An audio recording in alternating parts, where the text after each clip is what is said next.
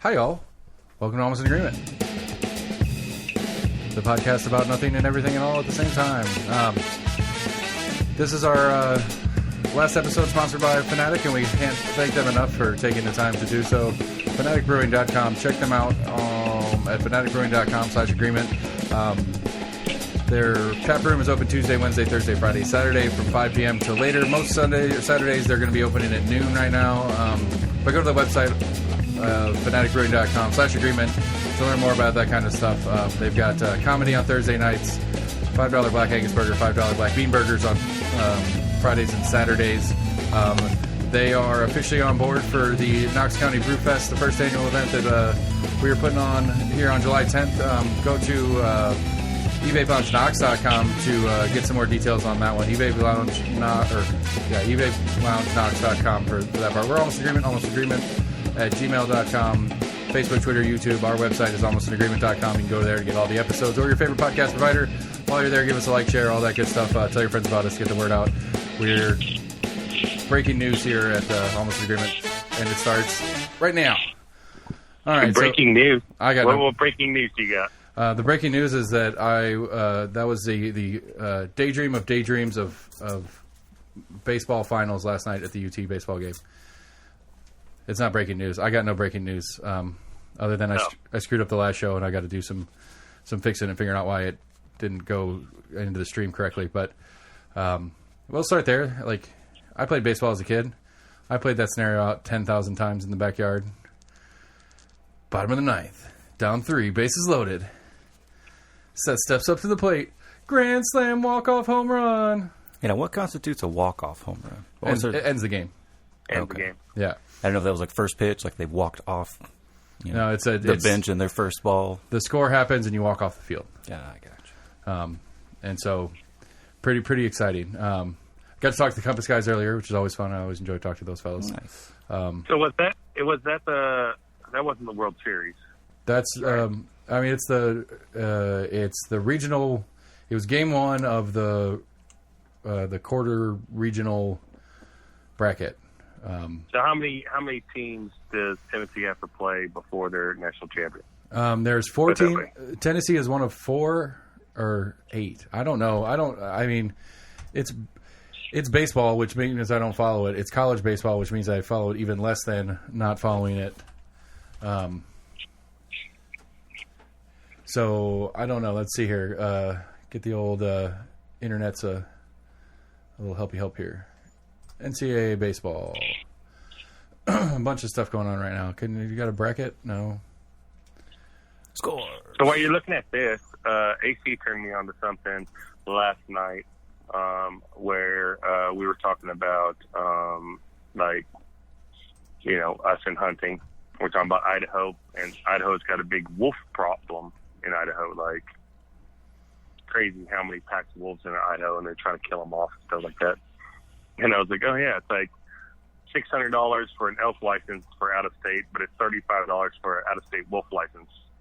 Yeah. He's like, so they're trying to kill him. And he showed me this thing on Google where you can see the actual size of like an animal in your house.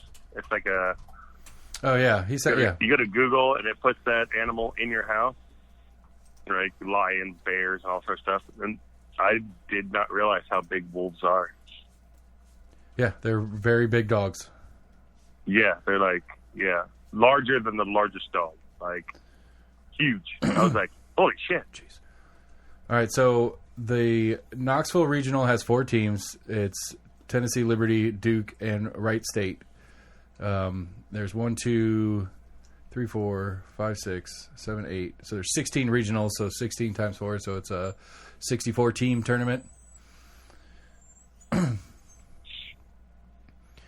But going to finish your thing, that augmented reality stuff where it turns your camera on. Yeah. Like Home Depot and stuff's doing that too with like appliances. Like see what the fridge looks like in your kitchen or what the couch looks like in your room kind of thing.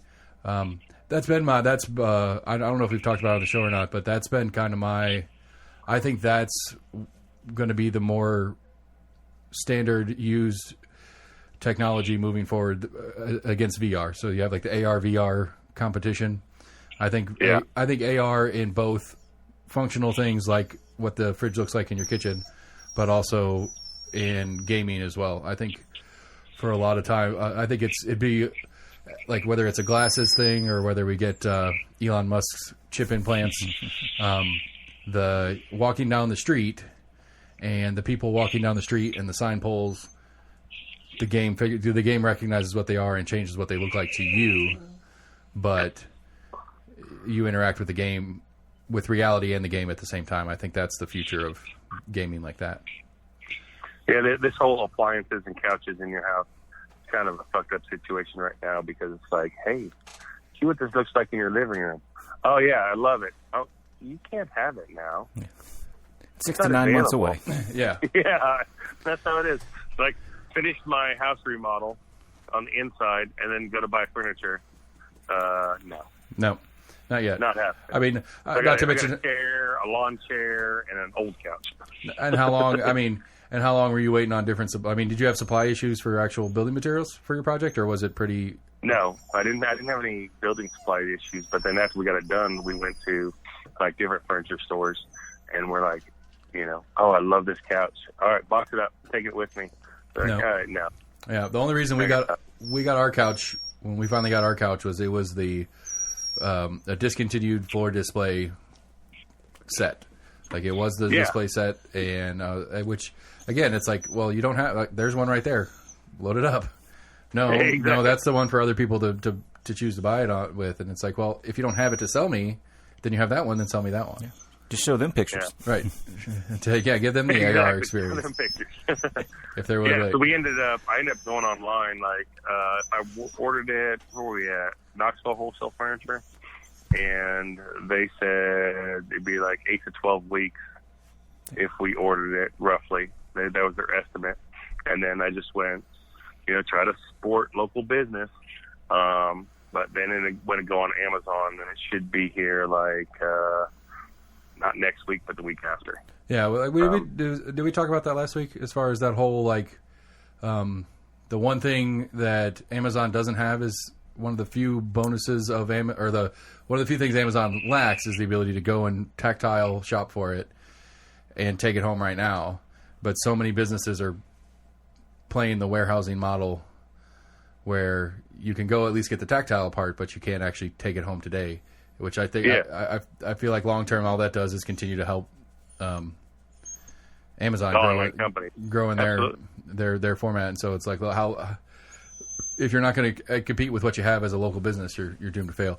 But that kind of gently rolls into one of the other conversations that's been going on pretty hardcore right now is about the unemployment or underemployment and or labor shortage that's at play right now, even in county. And I've had a lot of conversations, and there's two parts to it. One of it's the Mayor Jacobs posted something about some business that's been here for a while that's going out of business because he can't get help.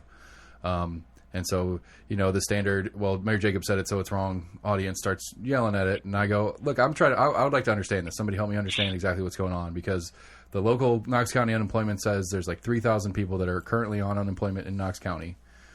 And I can't remember what department put it out, but there's like 9,000 jobs available in Knox County. So even if all the people on unemployment, whether their reason to stay on unemployment is they're getting paid more because of the extra bonus or whatever to be on unemployment than not, even if that is the case, which I don't know if it is or not, but even if that is the case, we're still 6,000 people short of available jobs right now. Mm-hmm. And that's the question I kept trying to ask, and everybody was like, "Oh, you're a Jacobs supporter," and blah blah. It's like I'm not trying to play this partisan game. I'm trying to actually understand this. I don't care Jacobs' opinion on it. I want to know some of the ins and outs of why it is the way it is, because regardless of whether, the narrative of more people are staying on unemployment because it's financially beneficial to be on unemployment as opposed to actually working because of the incentives of the federal bonus that's going on right now that I guess came to an end already. June 1st, it stopped here in Tennessee. But regardless of that, we're still 6,000 people short. And one of it, to me, I guess one of it that nobody wants to talk about is the market at play. If you open a business, apparently the state of Tennessee the first quarter state of Tennessee was the biggest quarter for new business filings in the history of the state. Really? Yeah. So more new businesses opened in the state of Tennessee in the first quarter than any other quarter in the history of the state of Tennessee, which stands to reason why there's a lot of job openings, because 100 businesses open, each have 10 to 20 job openings. That's, 10 or 1,000, 2,000 jobs or whatever. And the market's going to fix that, because if we opened a restaurant and couldn't staff it because whatever reason we couldn't staff it, we can't stay in business. So as some of these new businesses fall off because there's not enough market for them to play, some of that employment shortage should come down. And that was a factor. Yeah. That was a factor I hadn't considered, and in my many attempts, other than earlier today with the Compass guys to talk about it, nobody illustrated that part of the thing to me.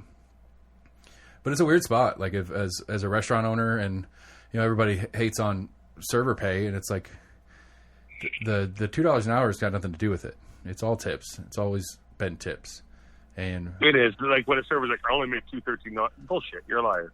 You're making $2.13 an hour. You wouldn't be working that job. Right. You just say that because that's what the employer's paying you.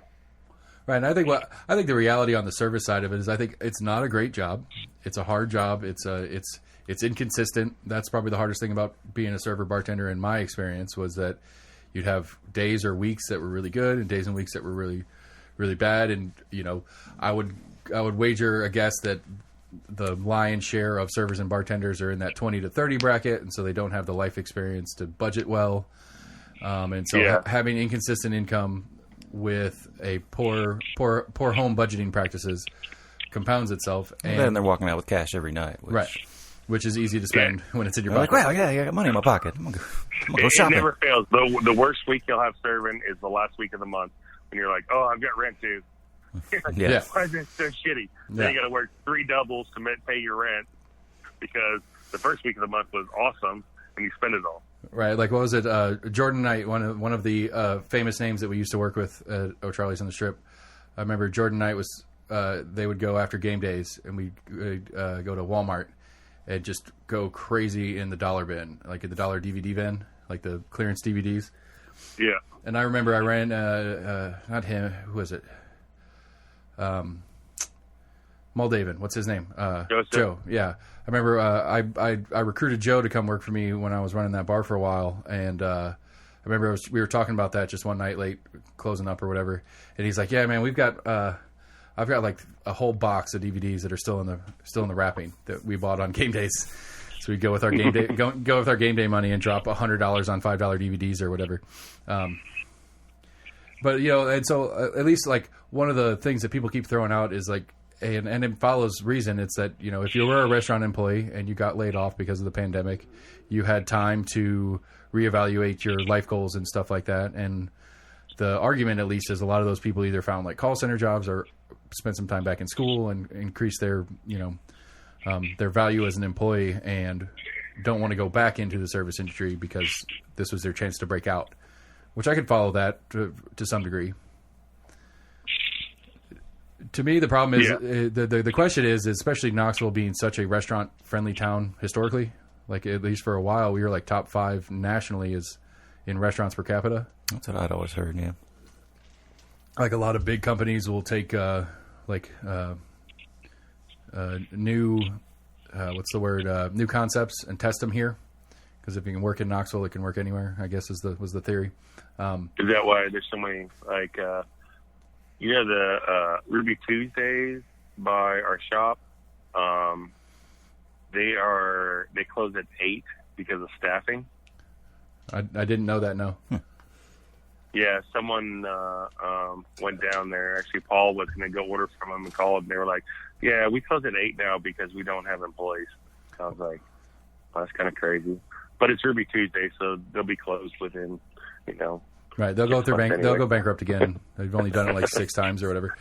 But I mean, the question to me is that how long is the consumer base going to put up with it? That's really the question at play, because either restaurants are going to figure it out, find a way to pay better if that's the real reason why they can't get employees, find a different way to do it so that they can keep employees on and stay in business. Because how long is the clientele going to continue to put up with, because we went to IHOP last night. So we started a couple months ago, like on Fridays, it used to always be Pizza Fridays. That was always our dinner at the house. We'd order pizza, and I was like, oh, why don't we just rotate? Each member of the family gets a week. On this Friday, you get to pick. On this next Friday, I get to pick, and we rotated through the family. And so the little one, for some reason, wanted IHOP.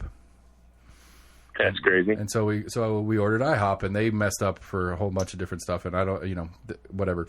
But IHOP. So you didn't go eat there? You ordered to go or whatever? Yeah, and IHOP is the IHOP by the house, for me at least, is operating 6 a to 6 p. They close at 6 p.m.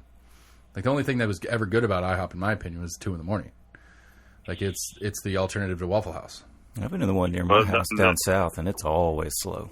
Really? I'll see 3 cars in the parking lot. I'm like, bet you 2 of those are employees. Yeah. I mean, when I was there to pick up at 5:30, there was one couple. It was actually one of my neighbors, too, which was the funny part about it. Well, in Halls, IHOP opened, new IHOP opened, I would say maybe 3 years ago, a block from Waffle House. That's been there forever, and they're closed now. Yeah. I mean, I don't know. It's just, I don't envy. I'm not disappointed I'm not in the restaurant game anymore. Don't get me wrong, but I can't believe that there's not a way around it. I mean, Chick-fil-A doesn't have a problem. I think Ruby Tuesdays. I think I heard Ruby Tuesdays a week or two ago started doing the pay incentive for, I think it was at 30 days you got $100, and then at 60 or 90 days you got another $200. So they're doing basically $300 sign-on bonus. Yeah, which I don't know. That's me at 22 would probably fall for it, but if you that's a we know we pay like crap, and we would, instead of us paying you decently over time, we're gonna get you hooked on the front end, and then hopefully by the time you hit that 90-day grace period and get your last bonus, other places aren't doing that now too. True. Because I mean, I don't know. To me, that just seems like it's admittance that we don't pay that well. Because you're certainly not going to come in. You don't want the job, obviously. Or no, I mean, a lot of major companies do sign-on bonuses. Like what? Large businesses have sign-on bonuses. I'm not saying they don't. I'm just asking for an example. Oh, I don't know specific examples. I'm not in that league of employment. But I would say most of the ones that do it are ones that have significant issues keeping staff. I know trucking. Trucking's the one that first comes to mind to me. You see a lot of times driving down the interstate on the back of the truck, yellow truck company or whatever. It says local routes. They always have an advertisement for drivers with a sign-on bonus. Home at night, no weekends. Right. Exactly. Going up home every weekend. Right. It's well, yeah. After you've been here for 5 years, then we'll give you that schedule that we promised you. Something like that. And to me, that's because that's a job that is habitually understaffed, and so you put so again, I think that's the same statement to me. If you're a truck driver and trucking company has sign-on bonuses, we don't pay great, but we want you to get over here and put in at least a certain amount of time, and we'll give you this bonus. And then hopefully once you hit that bonus period, you're comfortable and used to what you're doing and you stick around. It's not this is a cool, awesome job that you want to have and stay with because it's a cool, awesome job and it pays well and it does what you need the job to do. I can't. Oh, I agree. I can't imagine for us to put an employee a sign-on bonus in for our business. I wouldn't. I couldn't imagine it being anything other than a way to entice you to start and then be happy once you're stuck. Right. For sure. And again, so I'm hopeful that the market fixes it before the government tries to. I'm hopeful that McDonald's starts stepping up their pay levels or going into alternative measures, whether it's more automation in the process or whatever. I think it was a couple of weeks ago McDonald's did increase theirs, but they kind of coyly did it where it was McDonald's corporately owned stores, not necessarily all, which most of them are franchise owned. Right. And I'd be curious what the contract is as a franchisee, whether you have to, if that's one of the things that you have to, because you're a franchise owner of a McDonald's, you have to do certain things certain ways to keep your franchise. They probably give you a minimum, but I doubt they give you a max. So you want to pay your employees that much? Sure, as long as you're kicking our same percentages to us. As long as we get ours, we won't. But that's what I'm saying though, is whether they're, of all the lists of things, I would assume that employee pay is one of the ones that that's not contractually through the parent company. Because that's one of the bonuses of the franchise is that, you know, in Knoxville versus New York City, you can get, you know, you can functionally pay different and have a similar lifestyle as an employee at a minimum wage here versus a minimum wage in New York. I'm sure the Starbucks on, you know, whatever Times Square in New York, Times Square is probably paying their people $20 an hour. Right. I think New York's 15. I think the city is a $15 minimum wage. Well, you know, city. Something interesting I came across, we're talking about New York, that the hot dog stand, you know, you have your hot dog vendors like all over New York City, you know, on this corner and that corner. So those go by yearly leases. They're not like you get a hot dog permit and you can put your hot dog permit, you know, your hot dog stand anywhere. All the places that they have hot dog stands in the city are bid on every single year. Wow. Yeah, that's how the hack license works too for taxis. You get like a 5 square foot block of a sidewalk. Yeah, exactly. And the most expensive one is somewhere near what's the big park there? Central Park, yeah. The big one, the highest. Well, I don't know if it's highest, but last year it went for $370,000 was the bid for that spot, and I was like, "That's a lot of fucking hot dogs." Yeah. You know, like somebody bid that knowing they could make money paying an annual rent on that spot of $375,000. I was like, "Holy shit." That's kind of crazy. Yeah, I mean that's what 1,000. If you're making $1 in profit off a hot dog, that's 1,000 hot dogs a day. Well, I did. They're probably my calculation is they're probably $8 hot dogs. They might have $4 in them. You know, just going with 50% markup. So it was like 1,600 hot dogs a day. That's a lot of damn hot dogs. Yeah. I don't know how much hot dog is. It's not like you have a walk-in to keep all that in.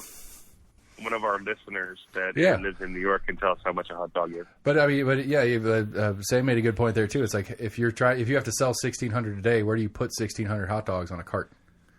And no shit. You'd have to have a shift change where you're going to some warehouse somewhere, which is more cost.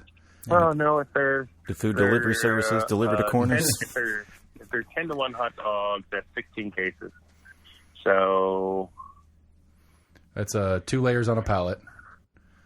Yeah, that's a lot of hot dogs in your little cart. Yeah, you definitely have to have someone bringing you shit like to re-up. I need more onions. Yeah, that's a lot of damn hot dogs. Yeah, how much ketchup and onions? Yeah, ketchup. Jesus. Well, if you're in Chicago, you don't need any ketchup because it's not allowed in Chicago. But yeah, but maybe it's they charge $12 for a hot dog. They've got $2 in it, so they don't have to sell that many. You know? Yeah, I don't know. And then it cuts those hot dogs down to like 400 hot dogs a day they have to sell. Which is still a lot of hot dogs. Which is doable. Yeah, doable, but a lot of hot dogs. How do we get on New York hot dogs? It's random. We were talking about restaurants. Yeah. We were talking about New York and Starbucks, and so on a side note, like you brought this up the other day. You posted something about was it Indiana or somewhere where they're talking about the utility companies? What's that? Oh no, that's a federal one. That's let me go. I'll go find it in our chat. Well, I just saw that it was like senator from Indiana or something like that. Yeah. Come on now, got all this hunting stuff in the way. No, went too far. Yeah, it's they're trying to federally utilize power. Oh yeah, I think that was one of the TikToks, which I still can't watch. I guess because I don't have TikTok. Well, it's become, that's one thing that I'd be kind of okay with. Like, you know, if it's federalized, I mean, you got to think that like every single person in the United States benefits from it. It's not like a school tax, so you don't have kids in school. It's not like government weapon spending, and you're like, oh, I don't believe in the military, or that would be something that would help every single person. And hell yeah. I mean, our government can skimp on their budget on other things, and then not have the money grubbing Hallsdale Powell water people that charge you fucking arm and a leg. I mean, ours is semi-federalized with TVA. Okay, so Reps Cory Bush and Jamal Bowman introduced a resolution to make power a public utility. The resolution sets up a framework to guarantee basic utility services for all American while reducing the country's reliance on fossil fuels. Co-sponsored by, supported by. Our for-profit system is broken, said Jean Sue, the director of Energy Justice Program at the Center for Biological Diversity. It lines corporate fossil fuels utilities' pockets while poisoning communities of color, curtailing their access to energy, and fueling the climate and extinction crises. We can't just build back better. We need to build back justly. We applaud Bush and Bowman for introducing this resolution, which pioneers a new energy system that is renewable, democratic, anti-racist, and public. I mean, sounds good, except, you know, it goes back to one of our kind of continuous themes. It's like, let's talk about federal level agencies that we feel like do a good job efficiently. And it's not going to be it's not going to be a tax. But like the other thing is, but like, you know, you go to Indiana and you're driving through, you know, Indiana, and you see all these wind turbines that are not turned on because if they turn them on, it generates too much power, and that runs into, you know, the neighboring grids, which costs the company money, or, you know, TVA that has to not run their generators because if they generate too much money, it runs into Georgia. Then Georgia has to pay Tennessee for the power because the whole entire United States power grid is connected with each other. Then if it was federalized, we can run all that shit, right? We can just run it nonstop. It doesn't worry if Tennessee is powering Georgia or Indiana's powering Iowa or, you know, any of that stuff, and get away from some of the, you know, the coal burning fossil fuels. All right. I don't disagree with you on like the base level of it as it theoretically should be more efficient. We'd have less issues with brownouts and stuff like that. If a particular plant's having problems, we have support structure and X, Y, and Z. But yeah, it's an administration concern to me. It's a cost concern. You know, it's like, I don't know. Again, it goes back to, like I said, the reoccurring theme that we've talked about a bunch of times. It's like, let's talk about federal agencies that we feel like do a good job economically for the task at hand. And adding another one to the list, especially one this big, and especially when, you know, whatever. I don't know that I would like to see some evidence that KUB is racist before we start talking about this racist energy system needing to be fixed. No, I agree. I mean, I don't think it has anything to do with racism. Like, I don't think KB turns off your power because you're a certain color. I think KB turns off your power because you didn't pay your fucking bills. Because you're not green. That's why they turn your power off, because you don't have the green part. Yeah, like, I don't think KB's ever, like, I mean, hell, when I set up KB, they didn't ask me what my race was. Right. How would they know? How would they know that I'm a black person? So they're gonna treat me different. Like, right. But it's like, they saw a name. I mean, I agree that there are serious structural issues with the system as it plays locally, and maybe this is something that I don't understand correctly because because it's different in other states as far as private companies and private utilities versus the way ours are. But I just don't see how the system's going to fix that thing. Especially, like, I agree with, like, you know, encouraging cleaner energy sources and trying to push away from fossil fuels and trying to do other things moving forward. But when you're doing it with disregard for the economics, there will be a true cost to that in function and or cost to the end users. And if poor people can't afford their power as it sits, when some federal energy mandate says that they can't use fossil fuels and they have to build a new $1 billion plant to provide power to this community, how is that community going to afford that? Yeah. Well, did we discuss, did I bring up on the podcast about the county that was going all electric vehicles? Did I discuss that on here? Our county or a county?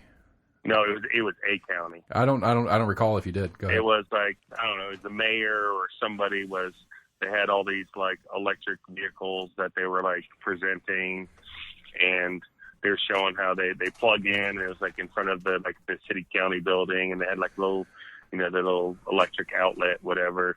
And they're plugging the cars in, and one of the interviewers was like, well, where does the power come from?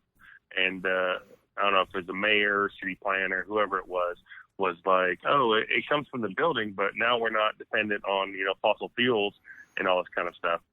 And he was like, oh, it comes from the building. Is your building powered by whatever, KEB? It wasn't KEB, but, right.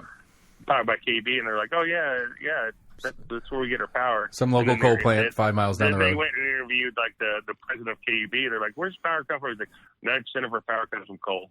Yeah. It was like, well, you're not actually not dependent on fossil fuels because your electric vehicle is powered by electricity that's powered by coal. And it goes into, and not to ever give Randy Pace credit for anything, but Randy brought it up. It's nuclear power is the most cost-efficient, cleanest available power source, but the stigma that goes along with it is not okay. It has to be solar and wind turbine and no, I actually just looked it up actually the other day of how much the country, and like it's like 40% is, I don't know, it wasn't 40, like 30% is coal and 30% is natural gas, and then like 25% is wind turbines and water and stuff like that, and ended up being like 2% was nuclear. And I was like, nuclear. Whatever.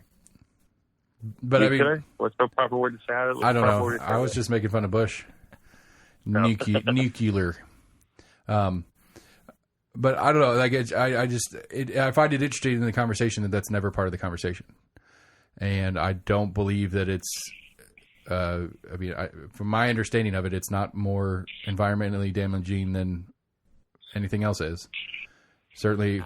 I mean, the byproduct takes literally hundreds of thousands of years before it's ever quote unquote safe. Right, but per like ounce of byproduct. I mean, I'm assuming we've got to get some kind of lease to store something for a period of hundreds of thousands of years. Right, but I mean, like you've got plants that were built and put in place that are still running today from the 70s, that are still running off their initial fuel source, and that's a 50, 60-year-old plant.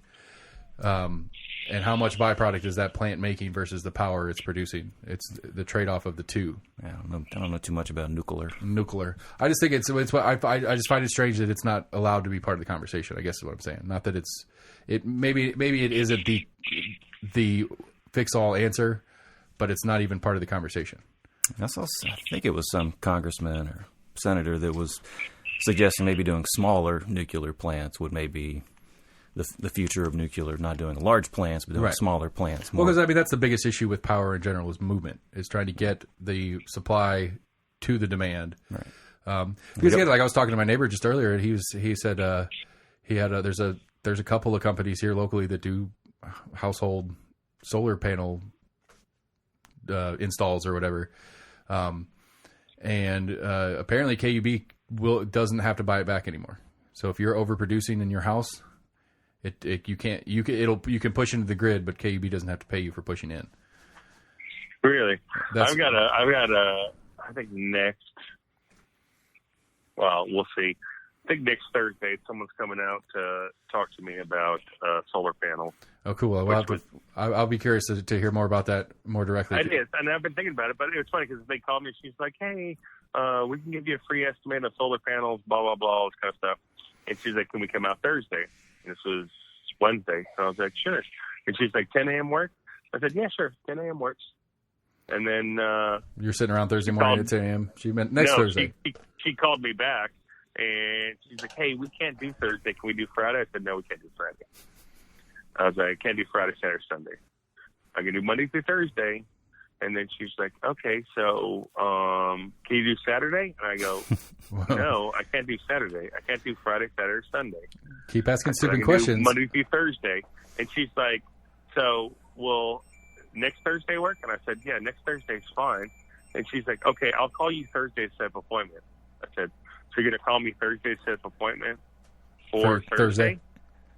she's like, well, I'll call you Wednesday. And I'm like, I don't have faith in this company. Yeah, that's so we'll see. We'll see if they call me Wednesday and someone comes out Thursday. But I'm just curious on what the cost is, because she had some questions like, is your credit score above 640? And I was like, well, if I'm buying solar panels, what does it matter what my credit score is? Oh, because you're going to be financing it for 20 years. Yeah, I'm sure. I mean, it's again, my neighbor's version of it was they quoted him at about $80,000. Yeah, and it wouldn't run his heater air. It wouldn't run his HVAC. It would run everything else. And it's like, how much else is there? I mean, really, like, if you break it down, generally speaking, I mean, my bill, at least, like when we get like a month straight where it's not super hot or super cold and it's actually like windows open time for an entire month, my bill drops significantly. Like more than 50%. So it stands to reason that my average bill is 50% heat and air average. Not anymore. It's now going to be 25% wastewater, fuckers. 25% wastewater. Did I tell you guys about my whole filling the pool up issue? No, you said you need to talk to them about that. Yeah, I'd always heard that like if you have a pool and you're filling it up, you call your utility and let them know you're filling it up when you have wastewater, because your wastewater is dependent on your incoming water, and so they will grant you, some gallons without charging you the wastewater portion of it if you're filling up a 10,000 gallon pool. And so I called them about it, and they're like, well, yeah, it's just kind of, we do like a summer use credit, and everybody gets it essentially for your wastewater portion of it once a year. We just kind of look and see if you have a 1 month that uses a lot more than average, but you have to be on for a year first. And so, like, crazy. At that point in time, I was on wastewater for a week and a half. And so I haven't seen the bill yet, because when I was talking to the lady at KUB, she didn't think I was on wastewater. And I was go to Fernanda's house and just hook up your water hose to his spigot. Yeah, well, it's too late for that now. I could have used that idea a couple weeks ago, but just drain it and redo it. Yeah.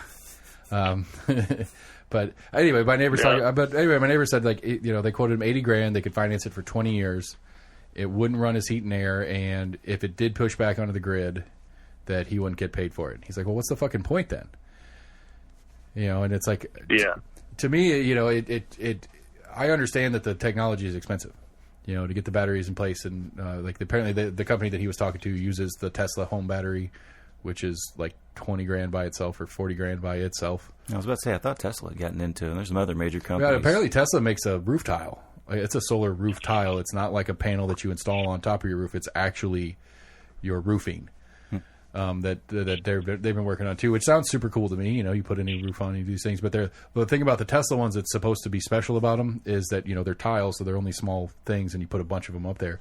The way the computer and wiring works or whatever, if one gets broken, like hailstorm, and a couple of them get broken from the hail or whatever, that it doesn't care. The system doesn't care that it's missing parts, and it'll actually tell you, like, panel 62, 508, and 37 are all broken, and you can go in there and replace them piece by piece. So it's like the new Christmas lights, not like the old Christmas lights. Like, one goes out, the whole string goes out. Now you can have a few out and it not affect your Christmas lights. Well, the new ones suck because they're not warm.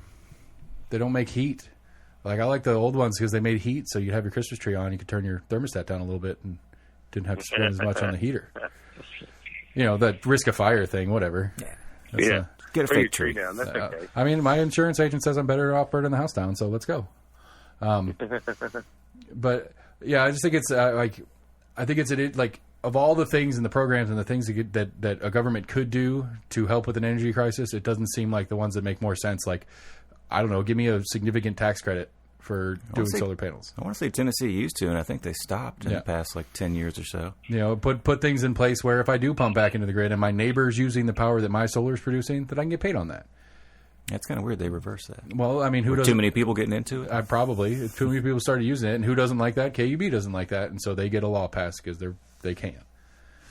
Yeah, I thought it was like a law that they had to pay, but I mean, obviously, I've not talked to anybody that's actually done that. I mean, hearsay kind of thing. I can email some people and see if I can find something out on that. I mean, honestly, that may be the board. I may next time I talk to Kyle, Be like, hey, if a position comes up on the Knox County utility oversight, I want that. I want to be in that board. Because apparently it's a 7-member board and it's been the same 7 members for fuck ever, and they obviously don't do anything with the Hallsdale situation that we've complained about and KUB situation. Would you have to stop doing your podcast interviews because Sunshine Law and stuff? Like, I don't know. I'd have to check on that. I would like to. That would be a question I would ask the law director if he'd take my interview request, but his office said nope. And I asked why. Why does the law director not want to? Legal reasons, I guess. Yeah, legal reasons. Yeah. I mean, any good lawyer wants to never be on the record if he doesn't have to be. That's true. And so I find that disappointing. We'll see. He's on the ballot in 22. We'll have to see how that goes. Maybe he'll be more apt to come on the show when he's actually campaigning as opposed to just sitting in the seat. Buck? Yeah. Okay. Like with 3 U's or whatever. Yeah. Buck. Because again, like that was honestly the only reason I requested that interview was to try to nail down and understand Sunshine Law. Because if a city council and county commissioner get together, do they have to sunshine it? Since they don't vote on the same board? I mean, it really came to mind when I was talking to when I was listening to Marsha Blackburn's podcast, and she was Marsha. She had Governor Lee on it, and it's like, which I guess that answers. I don't know if that answers the question, since Marsha's a federal level elected official and not a state official, and maybe that's why sunshine doesn't apply. But that's where the curiosity came. It's like, well, if can Massey or Manus, since they're in this district, and Kyle Ward get together and talk about stuff without it being sunshine, because it's the same group of citizens of the state that they represent in their different offices. Are they allowed to talk without sunshining, or do they have to sunshine their meeting? But also the podcast is anybody could listen to it, so it's not like 2 public officials meeting in private. That's true, and that's what when I had Kyle Ward and Durrett back to back one day on the schedule, and I was like, hey, why don't we just do it together?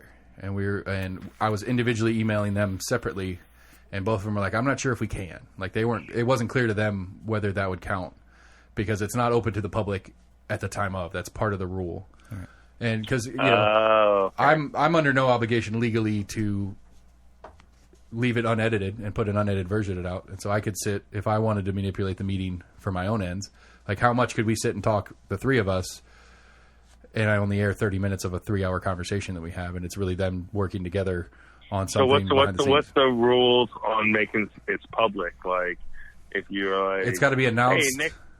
I think it's got to have like 48 hours. It's got to be announced 48 hours, and it has to be open to the public. So like, so like if you were like on this podcast, say, hey, this week we're going to have Cobb Ward and Marsha Blackburn on the podcast. You're welcome. Just shoot me a message. I'll tell you directions where to come to. Right, or I mean, because to me the other question would be streaming it live. Legally speaking, like if I stream it live and it's live to the public, and the public can either through YouTube comments, or if I stream it live on Facebook and people can comment, that they have that to me that follows the guidelines as I understand it. But again, that was the only reason I wanted to talk to Buck, was to actually break down some of the specifics on that. Why is Buck being a bitch?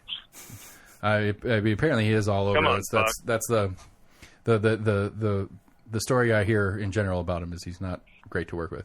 Because I mean, goes back to the big question in the ballot item thing, was that one, he was the asshat that wrote it in the way that was really confusing on the ballot, because he wanted to keep his job, because Mayor Jacobs didn't like him and was vocally saying he doesn't like him, and that's why Mayor Jacobs was advocating for making an appointed position, because he wanted to get rid of him and appoint him somebody that would work with him better than Buck was. And so, it's a weird spot where the individual charged with the task of writing the ballot item is the individual directly affected by what the ballot item is going to do. And so I don't know. It's gross. That one's gross all over. And I don't know, like in hindsight, I may wish I would have voted the other way. I'm not sure. I gut like the idea of voting for as many people as possible, but at the same time, that's a weird position to be a check against. Like, he is supposed to be the legal representation for the county commission and the mayor's office. And it's a weird place to put a public check on public officials. Like, it's like literally, I vote Kyle Ward in, I vote Glenn Jacobs in, and then I vote Buck in to be a check on those other people I voted in. Yeah.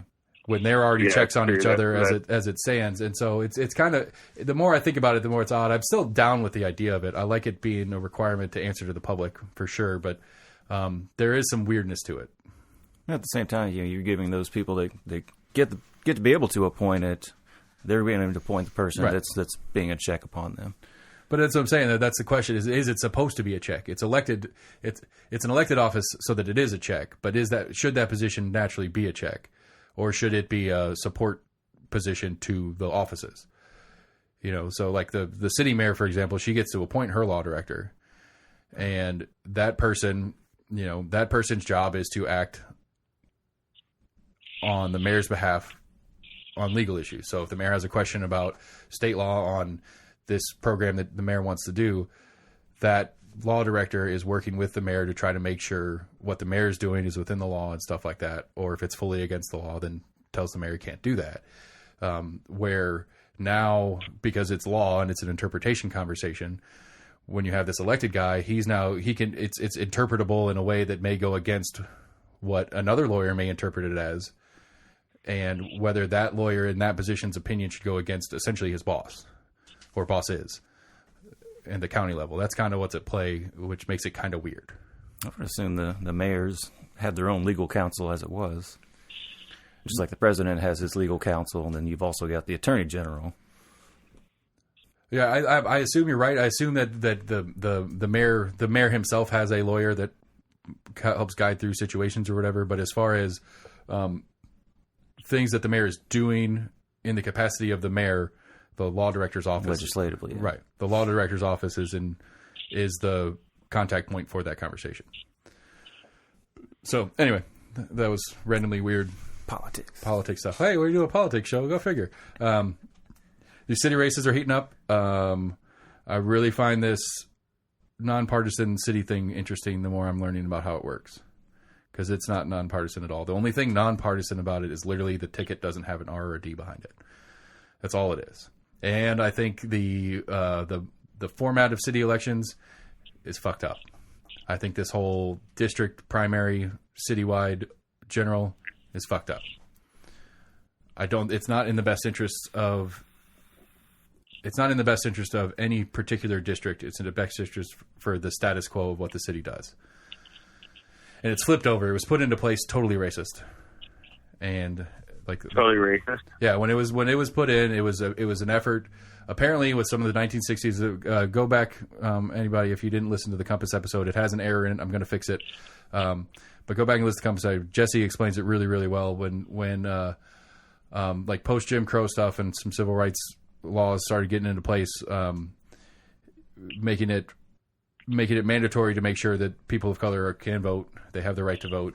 But somewhere in some of that was something about how the next redistricting, you had to make it in a way that if you had a particular portion of town that was a majority African-American or whatever, that you had to district in a way that you couldn't gerrymander it in a way that if you have 100,000 people in town and 10,000 are black, you can't district it in a way that that you divide the black part up into all the other districts, so that if it's an option to have if you have a section of town that's a majority of color, then that district should be around that section of town, not split up between all the other sections. So you make it so that you don't have a district that is different. Essentially, you can't homogenize the districts to keep it out of the way. And so essentially this was how this format was set up and put into place, so that realistically it's District 6 now. I don't know what it was back in the day, but District 6 now, which is the section in Knoxville that is primarily of color, could primary and put a candidate up. But if more than one person ran, the top two in the primary go on, and then the entire city gets to vote on it. And so that way the entire city could get the other candidate that wasn't the black guy that was trying to represent the black district. That's what it was designed to do. And now, what it might do, we'll have to see what it does this year. But what it's kind of starting to lean towards doing is giving the way, way, way progressive portion of town the ability to flip it over. And so you're going to have the city council commission, the city council group. I can't remember what they're called now. It's essentially a political party. It's a far left, super progressive political party that has 3 candidates in the city race coming up that they are pushing through. And so potentially you could have a District 1 where Sam lives that primaries Tommy Smith very strongly and blanking out on his name. David Hayes comes in second, and then it goes to the city, and the city as a whole being more progressive pushes David Hayes over Tommy Smith. Theoretically. And so you do that essentially if this progressive group can get the city to come out and vote on the general, if their candidates get through the primary, you could have a small number of people affect a number of seats in the city because the city turnout's so low for elections. So you could have all 3, Harper, McMahon, and Hayes, barely sneak through into second in their particular districts, but as a whole push through because you have a number of seats, or you have a good chunk of town that could do it. Like I guess a better way to do it, like Hayes could blow away District 1, like super blow away District 1, get all District 1 coming out, kill the primary, just kill it.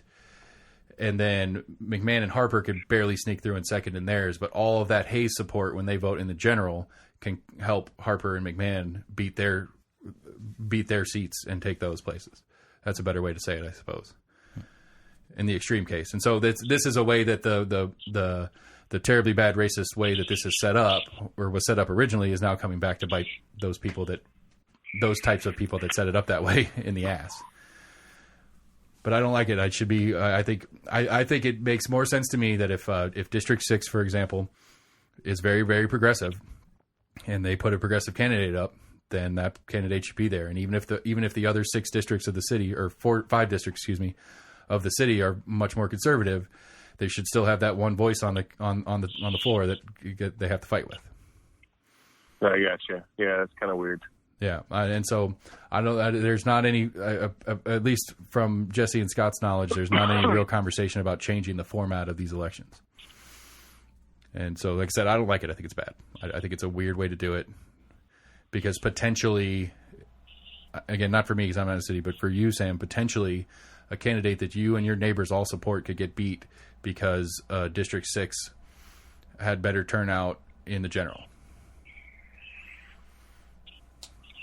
Something for the county election commissioner. No, it's a comptroller thing. Come on, man. No, it's not. No, it'd have to be. I mean, it's a charter item. It's in the bylaws of the city on how the elections work. The election commission just operates as law states, and so it'd be a matter. Sam needs to run for comptroller because he knows what that is. That is an elected position? Yeah. No, it's not. It's an appointed position. Well, he needs to work out to get it appointed. Yeah, the city's hiring one right now. I sent that link to the group. I mean, I don't know that he fits the minimum requirements as far as education or job experience. Minimum requirement. Pretty sure you got to have some kind of accounting. You had to either have, you had to have some sort of, it was like a minimum of a bachelor's of some sort, or a certain number of years with an account. Knowing how to embezzle money. Yeah, with an accounting or bookkeeping kind of background was like a minimum requirement for it. All right, Sam, I'll write you. You've been working as our accountant for 7 years. There you go. I'm not a numbers man. But it's, I mean, I don't know. Like, I would love to find out who the current one is and talk to him. If anybody wants to help figure that out for me. I found my list though. I've mentioned this 1,000 times.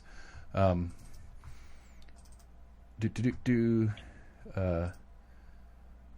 it go?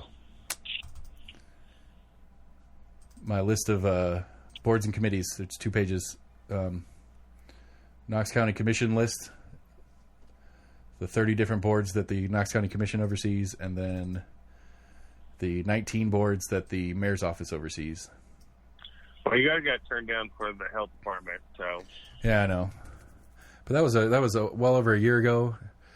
I'd say at this point, at least. Was it a year ago? Yeah, it was last spring, late last spring. But as far as the my name recognition within the city and or county commission, city council and or county commission, I mean, like the one that I want is under the mayor's office, and I've only got the chance to shake the mayor's hand once and ask him to come on the show. But you talking about Glenn Jacobs? Yeah, the board is the utility districts for it oversees all the utilities in the county. It is under the authority of the TCA, which is a Tennessee code that we have to have that as a locality. Tennessee state law says that as a locality we have to have an oversight board for our utilities. Kim Wallace is the point of contact, and she's the point of contact on a couple. So what did Jacob say when he said, "Hey, I need you on the podcast"? He was laughing at my lordship. What do you mean, your lordship? Did you wear your shirt that said "I'm a lord"? No, on my business cards that I made for the podcast, it says Lord Seth A. Barber. Oh. And so I said, he says, "You're a lord?" I was like, "Yeah, I bought some land in Scotland just so I could have the title." And we went back and forth and joked about it a little bit, which is, I mean, you know, it was the intent from the get-go for me, is that it's funny and it's silly and it's something stupid. But if I can get an email past his screener to his desk, he's going to remember me for that.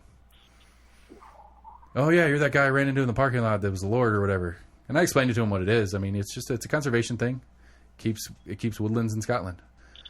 And it's funny. But he said, did you ask him to be on my podcast? Yeah, I was like, I've been trying. I've emailed your office a couple times, try to see if I can figure out some time to get you on the show.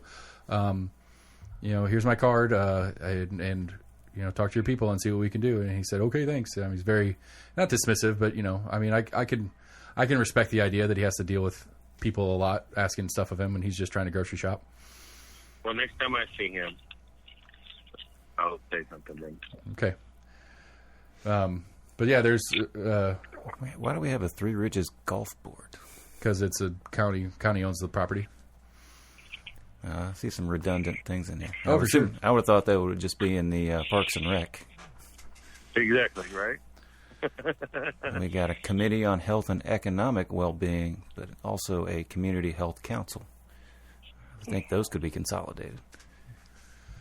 Right, and keep in mind, too, as we're looking at this list of 50 boards and stuff, that this is county only. This does not include any of the ones that the city has separately, right, that also probably do the same thing. You know, like, I mean, I know some of them, like easy ones, like the Knoxville Libraries, that is a county office only. The city does not have their own libraries. All the libraries in town are county. Mm-hmm. So one of the handful of things that the city got out of for budgetary reasons. A cable TV committee of the county. Yeah. Cable TV committee. Right, but then there's also community television committee. That's public access. That's not cable. You're right. Codes Commission, Court Security Corporation, Board of Equalization. The Development Corporation is pretty cool. That's one of those ones that more people should know about. They help small businesses get things going and doing different stuff. And but that's a kind of redundancy on the city's what's the city called? What's the thing down there on Market Square? Chamber of Commerce. I mean, that's what the chamber does. The chamber's job is to sell Knoxville on a business level.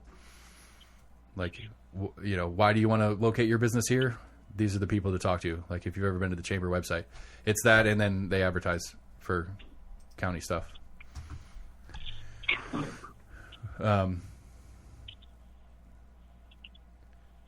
Hearing officer for sexually oriented businesses. There you go. That's an office. Kim Wallace has a couple. There's a couple people with a couple offices. Yeah. And they're just the Fire and Technical Rescue Committee. They're the point of contact, and I don't know if they are board members and point of contact, or if they're just like the general secretary for a number of different boards. I'm not sure. I haven't followed up on a bunch of them. No, she's got 3. Yeah. 4.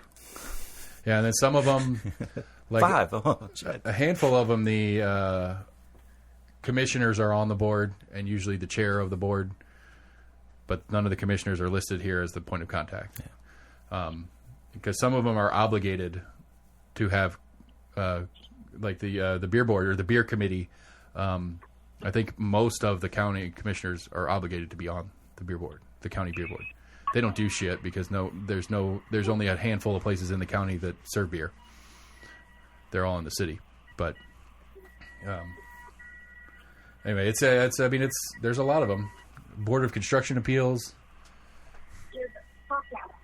Joint Education Committee, which I don't know what they do. What are they joint with? Because the school board's a whole separate entity. That was one that got. That's the one that got. That's probably the thing right now that gets me the hottest. Honestly, this police and schools conversation, because we are idiots, and both mayors know it, and they play political games because they know we're dumb. They want people's knee-jerk reaction. Yeah, I mean, Mayor Kincannon and her pulling the police out of the school. And then Mayor Jacobs, and it's everybody, this is stupid. Nobody's pulling cops out of school. And they're both right and wrong at the same time. Because neither one of them are talking about school board. Or the SROs or SSOs or whatever they're called. But people are reacting to it like every single uniformed armed officer is coming out of school, which is not even in the conversation. But that's what the conversation ends up being out here among us because of the way they're talking about it. Because exactly. Because how they present it. Yeah, and it's both of them, playing jab, stupid politics games, and it's got nothing to do with the issue at play, and we are all suckers that go along with it. It drives me crazy. Yeah, because you hear something, and I mean, what do you make your assessment of what they said, and so it's stupid, like. Yeah. And I think it's a failure on all levels, especially as constituents, that we don't hold them to that. Both of them. I'm not taking one mayor over the other in this conversation. Both of them publicly doing politics bullshit, and we're too stupid to catch them on it, and we fall into the trap instead of saying, "Hey, no, that's bullshit. You're presenting this poorly for your own ends," and nobody does it. I mean, I'm trying to, but nobody listens to us, so. You know, because again, it goes back to the beginning, the very beginnings of when we started doing interviews, was these people are running for offices. What does the office do? Like, what is the job? Because everybody runs on schools. It's like, well, you know, I'm sorry, Tommy Smith, you have nothing to do with schools. You can talk about how much you like schools and how important they are to you, but your office that you are seeking doesn't do anything other than potentially pull the 15 city cops out. Which all it is for that is it's a city budget move. Maybe not budget move. It's an allocation of resources move on the mayor's part in the city. It's just that's 15 cops that we can have on the streets instead of in the schools. That's all it is. But it's sold well for the super progressive that want all cops out of schools, actual cops, any uniformed officers. There should be no guns in school, period. Even if it's an armed, trained person that's not trained very well. But at some point this summer, they're reevaluating the contract or whatever. Yeah, next Saturday, the 15 KPD officers will no longer be going to schools. They will no longer be assigned to school as their detail. No summer school for them. Right. And the school board's right now having the conversation about, and really all it is a conversation about their memorandum of agreement with the sheriff's office and KPD for the 30-something that the sheriff's office provides and the 15 that they use from KPD. There's 120 on staff, Knox County schools, period. There's 89 schools, so there's at least one in every school already. With a stable of substitutes for when sick days, vacation, whatever. At least one in the schools already, all the time. And so it's do we need 2? Do we need 3 in certain schools? Maybe. And I think it should stay inside the school board. I don't see any reason for KPD to go into a school unless requested by that school's security officer, because there's a certain situation they need help with. I don't see a reason why we need to have a standing KPD officer in any school, because there's different trainings. What do we have in the last year? How many incidents do we have? What do you mean? Something that involved a police officer needs to be there. I mean, one. Not to be AC when he's not here, but what is the definition of needs to be there? I hate to do that because it annoys me when he does it. But there's we were talking about it a while back. There was a newspaper put out a report: 55 weapons found in the schools, including a flare gun, which is our favorite. Well, yeah, and a bunch of 55, and 9 of them were virtual. Right. But anyway, I guess, but realistically, my point is, like, what do you mean by need? Like, there was an incident where there was multiple altercations that a police officer needed to come in from the outside to break up students fighting, or that there was a parent waving a gun around and they needed SWAT to come in and get that parent out of the school. Like, I mean, this goes to... I want to know the instance where we needed a KPD officer. Like, I mean, I'd say was the KPD officer the one that found the gun? Right, and I would say to roughly answer your question, probably 0, because even the one that we had, I don't know that it was needed. Well, I'm saying there was 55 guns found in school, so we need a KPD officer. Well, was the 55 guns we found in school found by the KPD officer, or was it found by the school resource officer? Right. No, I'm agreeing with you. I think realistically needed. And if a majority of those weapons that were found in the school was found by the resource officer, then he did his job. Right. I guess a better way to ask your question would be, what is the difference in training for a sheriff's deputy, a KPD officer, and a school resource officer? And what training does a KPD officer have that's needed in the schools that the actual school resource officer doesn't already have? If it's a situation where there's needed more bodies to do a job, would we have done it just the same if we had 3 school resource officers in it, or is there something about a KPD officer that makes them special in the situation? And I think 0. I think there's no incidences where the training difference in a KPD officer and a school resources officer was required.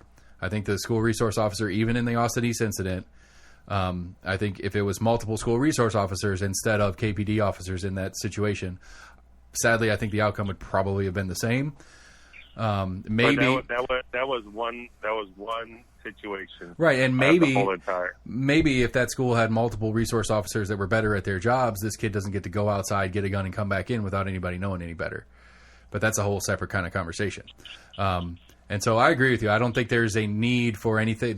I don't think there's anything that a KPD officer brings to the table that a school resource officer doesn't already provide. So let the kids that go to the academy and go through the training protocols to be a KPD street officer go out there and be on the streets, because that's what they're trained to do. And because I'm assuming, and this is a strong assumption on my part, but I'm assuming that there are certain things that they teach and train a school resource officer that are different because of the situation of being a school resource officer versus being a KPD officer. Well, I mean, just look at the mass shootings that we've had over the United States over the last, I don't know how many years. Would a KPD or resource officer prevent that from happening? Probably not. Would it change how the specifics of once it started and how the result might be different?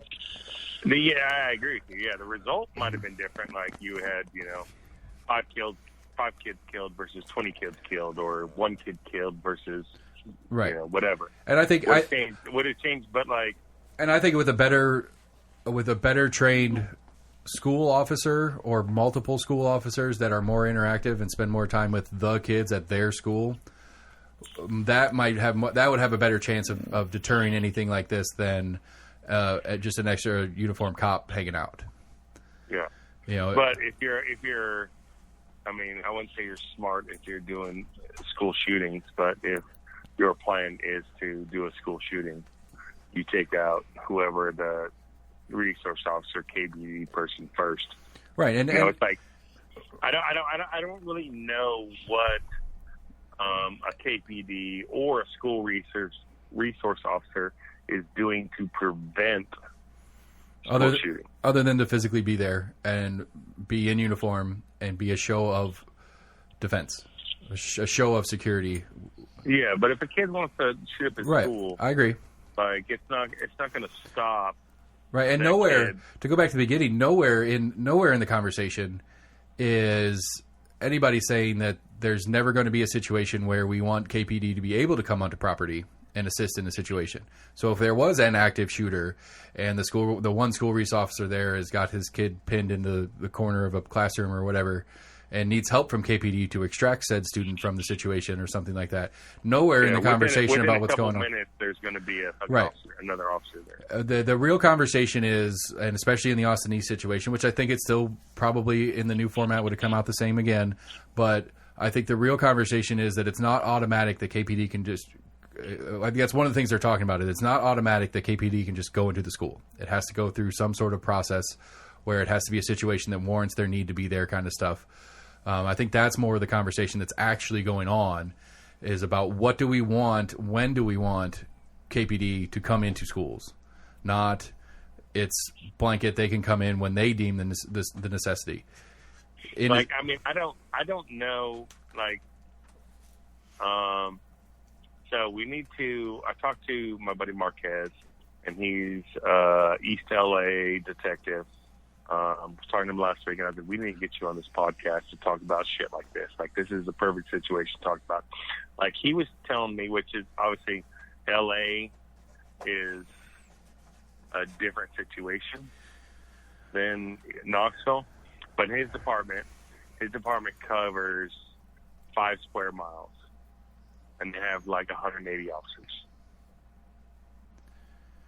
That's a lot. In 5 square miles. A whole lot. I think City of Knoxville is budgeted for 419, and Department of Justice has City of Knoxville should have 450 officers at any given time. Yeah, you did find some numbers. No, that's what Scott mentioned it earlier. I was more excited that I remembered it was Department of Justice. But we also talked about that in East LA, the 5 square miles, there's 200,000 people. Yeah, I was about to say, how many people are in that 5 square miles? So half of Knoxville. So if you're saying there's 400 and he's saying 180, that's, kind of equivalent on the coverage of stuff. But yeah, I was talking to him, this week. Monday I was talking to him, and I was like, we need to have you on this podcast just for some of the crazy shit, and it's kind of going off on a tangent, but him talking about the crazy laws in Los Angeles with homeless, that like a homeless guy sets up a tent. He says they're sending these tent cities all over the beach. And Los Angeles has recognized that if a homeless person sets up a tent, even though it's not a legitimate tent, that you need a search warrant to go in that tent. I don't know. And he was telling me, I was like, what? And he's like, he was talking about, I guess, I don't know. I mean, it should fall under the car category of, I don't know. Part of me says, yeah, that makes sense. It's kind of a gray area. It's a privacy thing, but at the same domicile? time, you go on a public beach, right? State-owned beach, and you put up a tent on that beach.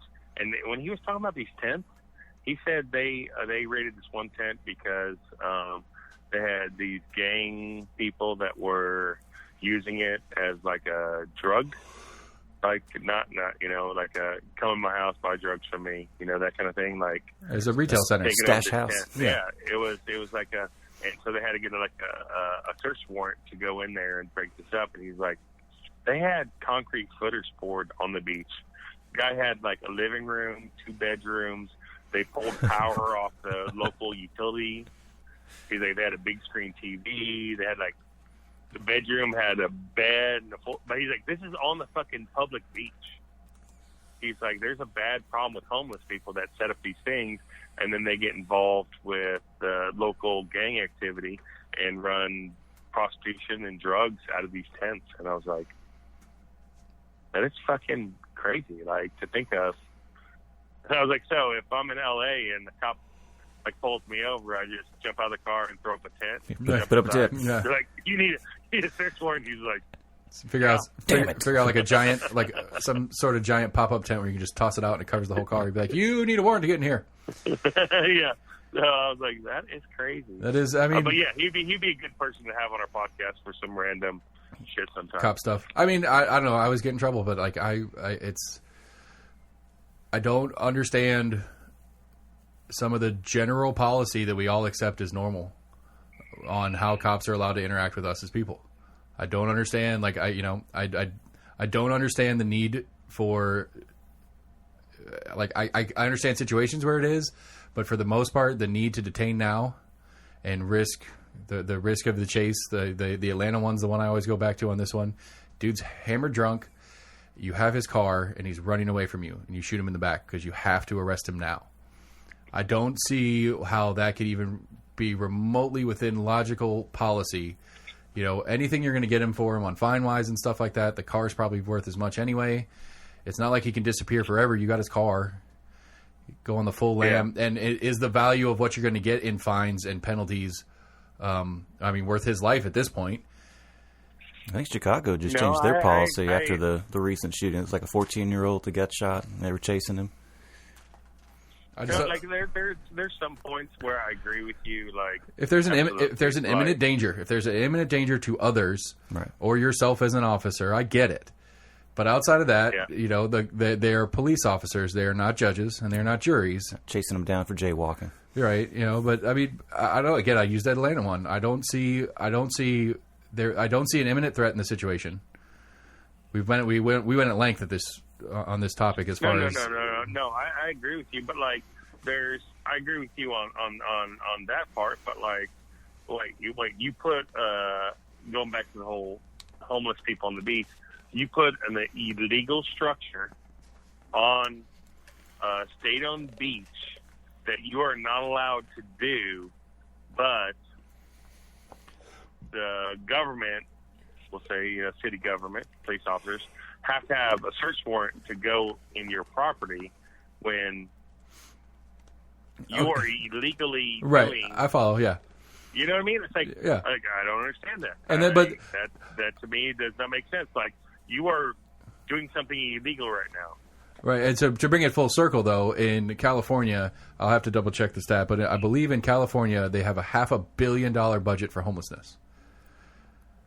They do. He said that the homelessness is a huge problem, and they're trying to. But the government entity has $500 million to deal with this situation and can't. What do you think a government's going to do with a utility? It's true. I don't disagree with you. I like the concept of the utility thing, but yeah, exactly. How is it going to work out? How is that? That's my full pushback. It's like when Dan Davis was in here and he was giving me a shit about being a libertarian or whatever, and that libertarians are selfish or some shit like that, and he made this big point about collectivism is not necessarily communism, and people that push back against a collective good because it's communist and all this kind of shit. Is a selfish action or whatever, and it's like, it's not. I don't have a problem with a collective good and sacrificing as an individual for a collective good, but when the track record for who is operating the collective never succeeds in the good part, then I'm going to push back on any of the collective you asked me to be a part of. I guess is that's kind of my play on it. And it's like, if there was a track record, if there was examples, if there were times, majority of the times where we could say, yeah, let's all pitch in, let's all pitch in a couple $100 a year or something like that, so this thing can get done, and then it gets done and it's done well and everybody's happy with the result. Sure, I'm on board. But and again, Sam, you make the point all the time that that as much as we've tried to, there's a lot of things that our government does federally and locally that we don't know about. And whether or not there is a good there that makes sense, and how much we pay in taxes. There's something we can't discuss on this podcast for certain reasons, but... about me being selfish? Is that what you're referencing? I'm going to text you something right now on the collective good. And maybe we can discuss this at a future episode to enlighten people on. No, see, that's an individual good that you're pushing for. It's not it's not a collective good. It's a collective good for everybody. It's not a collective. And I acknowledged in conversation with all parties that I was being selfish, and I know I'm being selfish, and I don't have to be selfish. It's not the end of the world, but I mean, and then I start thinking about the logistics of it. What's the one thing we were told may be affected? Saturday morning. What is the most important day that we're there? Saturday morning. True. Anyway, we're talking in vagaries, and nobody understands what we're talking about because it's a whole private conversation elsewhere. Moving on. I'm not a perfect 100% most consistent thing on the fucking planet here. I've got my tendencies, but for the most part, I'm on board with the premise of a collective good being the point of things, but the execution of those collective goods is where I continuously have to push back because there's too many obvious. You guys, oh shit! Did you guys follow any of the email dumps? The Fauci emails got freedom of information. I've followed a bunch of that. It's some pretty crazy shit. I can't wait till I say I told you, motherfuckers. So it's coming. Which one? Fauci. That he's on his motivations for some of his actions. Is that what you're talking about? Yes. I don't know if you're going to tell. I'm not sure you're going to tell me I fucking told you so. Well, I'm trying this podcast. Okay. I told you so. I mean, and again, I was thinking about it. I can't remember what, but I was thinking about a couple weeks ago. It was like, man, I remember like episode 8 or something like that when we were headlong into the process of the pandemic or whatever, and some of the conversation we were having there, and how some of that conversation was not legitimate conversation to have and whatever. Like, I mean, the easy one on the Fauci dump too is the whole thing. There was a period of time where if you implied that, not us or this podcast for that matter, but that the fact checkers on Facebook, if you would flag your post if you were implying that this was a man-made virus. And in the Fauci dump, there's conversation that from other health experts or whatever that it doesn't follow the evolutionary theory of how this virus got to what it is without a gain of function. What I've been saying for day one, and I've had a lot of ridicule for thinking that this was a fucking man-made virus and Fauci's involved in it, and I brought up different people who have said that, and I've got ridicule because it wasn't a legitimate source, and this person is not credible or whatever. And now, look, from it doesn't matter what happens when IHateRadicheads.com is a source, we're not going to believe you on it. But outside of that, I'm on board. I'm just going to have to bring that one back from time to time just to make sure. Yes, but I agree. The conversation about it's coming around. But the history that we've seen, the history that they've seen, and our ability to speak about it and research it in our own means and stuff like that, and the effects that big tech and or the government has had on our ability to have the conversation, now that it's becoming a hindsight thing, is a problem. Because there are certain ones that were, that the narrative said this is fact, and to say otherwise means you're a conspiracy theorist. This specific one of how much man-made influence was part of it was you're a loony conspiracy theorist and you're dismissed and all that kind of stuff. And now a year later, well, maybe you weren't. Well, it's just like, one of the emails that he had like three of his scientists say that this is not consistent with a natural occurrence.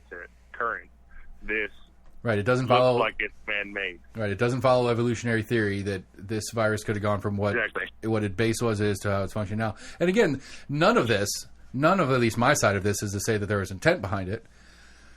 My assumption, personally, without specific evidence, it was more likely a lab leak, an accident of some sort. That there was no intent to drop this virus on the world by the Chinese government or the health people that are involved in this partially U.S.-funded level 4 lab or whatever. And I'll agree with you that 100%. I don't think it was. I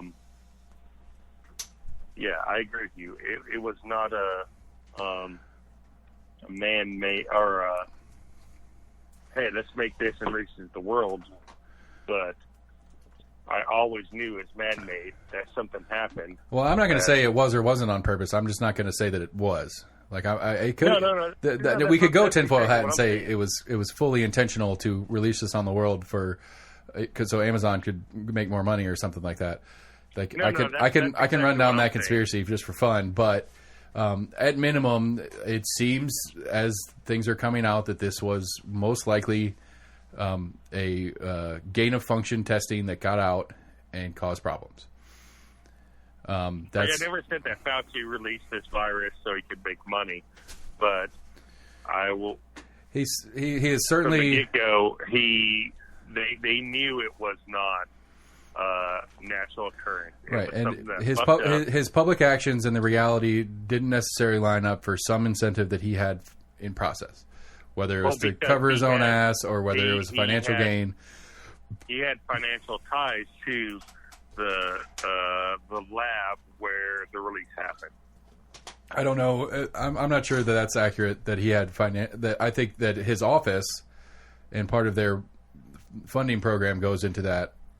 It went into that lab, and that might be the safe phase. He's ahead of it, right? But not that it's not that he's taking his own money and putting it over there. It's that he's using the money given to him for his department. No, he works for the government. Like the agency he works for is a government funding. I agree, but my point is that it's not a personal finances for his back pocket that we're talking about. It's the finances of his job that have been used. It's that aspect of it. And again, it goes back to my main point from again. This would really go back to episode 6 or 8 or whatever. There's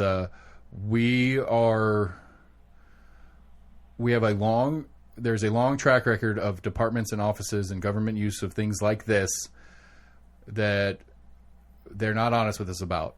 And whether it's a legitimate, they feel like they can't be honest because honesty is going to result in a bad outcome, whether it's panic or something like that. Whatever their reasoning for it, it doesn't have to be a malice reasoning for why, but there's a long track record of being lied to by government and government bodies and things like this. And the idea that to question it was conspiratorial through this whole process, that scares me more long term than any of the specifics of this particular case.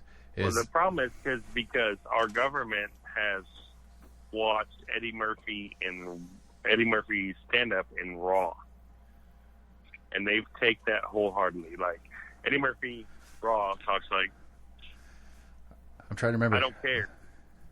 He's like, I don't care.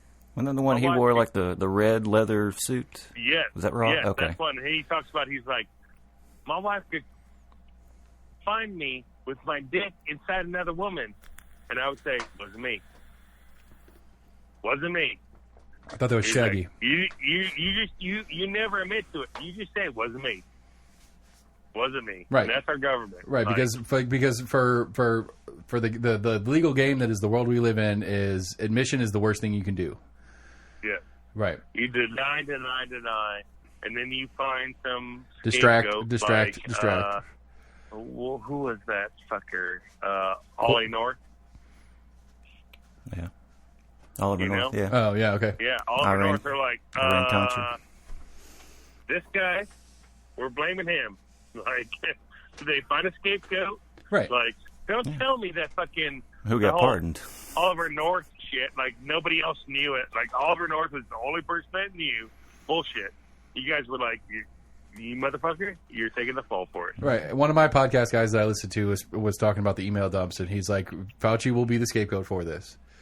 We'll get another couple months in, and Fauci was the bad guy. He did all the bad shit. This is a theory. I'm not saying it's true. I'm just saying that this is what I heard, and that Fauci will become the fall guy, and he'll get replaced, and then some other thing's going to happen in the future, and we're going to be expected to trust.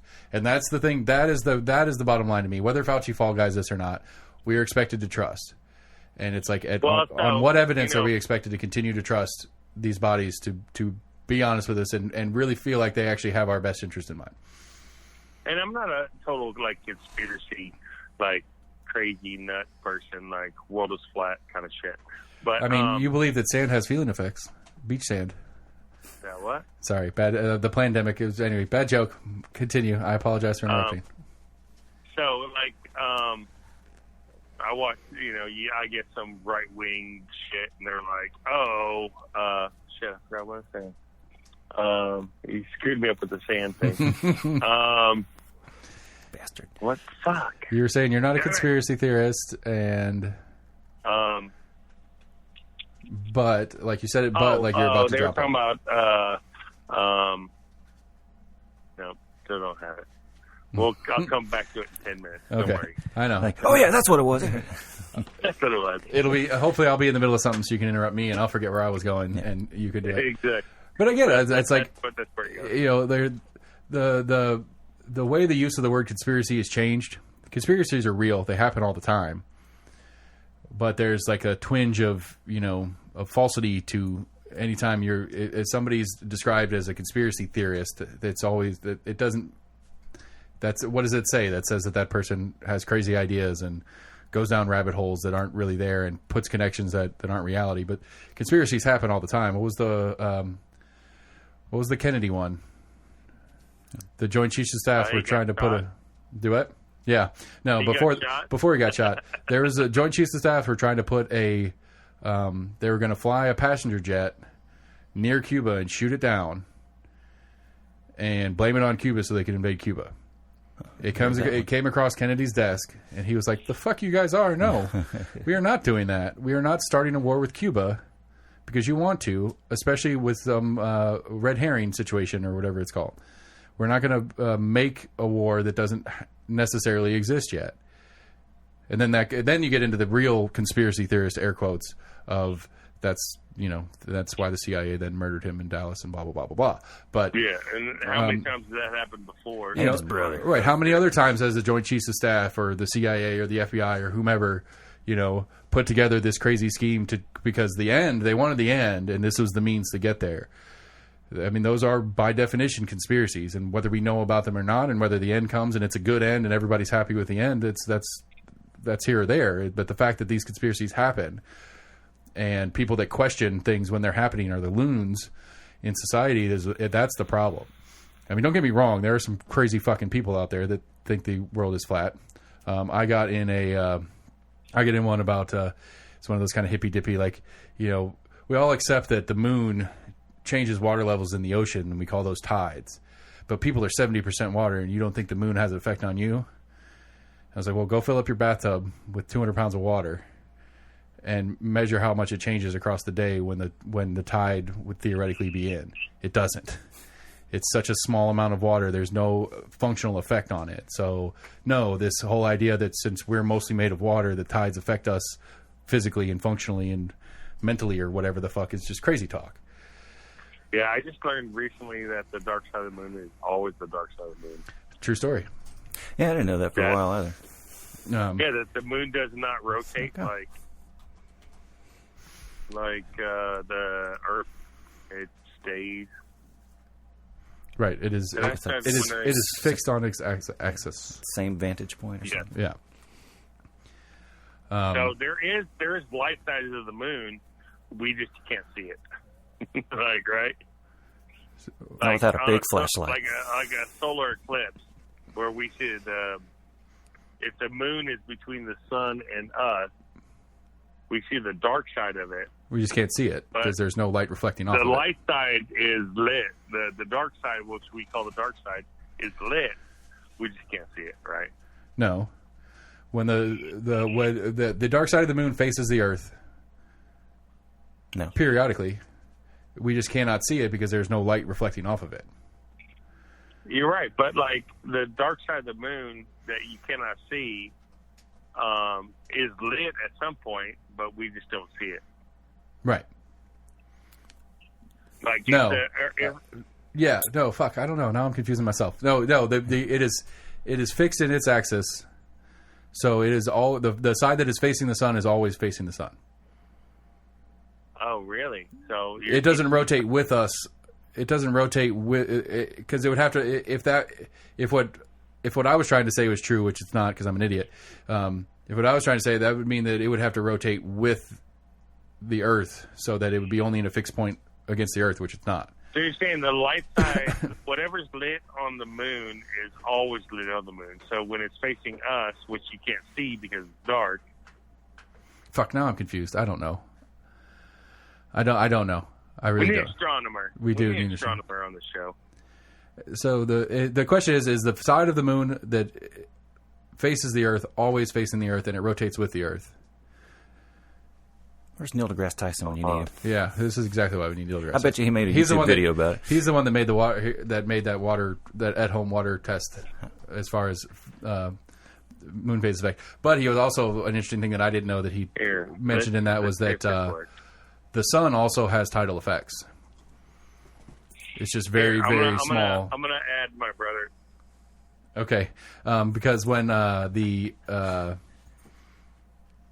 the reason that tides are different in a full moon is because when it's a full moon, the relationship between the sun, the moon, and the Earth line up so that both the sun's tide, which is very small, and the moon's tide, which is much larger, work together. I added my brother in, who's a scientist. Okay, explain how the moon works because we're done. So we have a question for you. Hopefully you know because we're confused. So the dark side of the moon, is it always the dark side of the moon? There is no dark side of the moon.